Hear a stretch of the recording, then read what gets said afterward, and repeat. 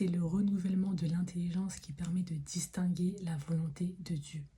Ça veut dire que tant que Dieu n'a pas restauré ton raisonnement, il est fort probable que les décisions que tu prennes soient des décisions basées sur ton cœur et non sur la volonté de Dieu.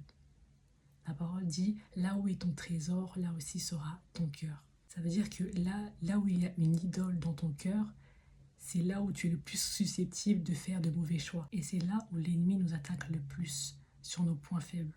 Par exemple, si tu as un problème de blessure, de rejet, d'abandon, de trahison, tu auras plus de mal à faire de bons choix dans les amitiés, dans le mariage, dans les relations en général. La parole dit, ne vous conformez pas au siècle présent, mais soyez transformés par le renouvellement de l'intelligence afin que vous discerniez quelle est la volonté de Dieu, ce qui est bon, agréable et parfait.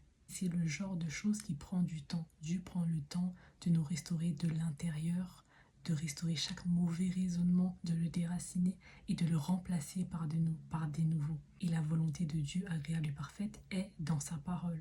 Donc pour pouvoir être renouvelé de l'intérieur, il faut lire la Bible, lire sa parole, la méditer, lire des livres chrétiens ou non chrétiens sur le développement personnel, sur la santé mentale.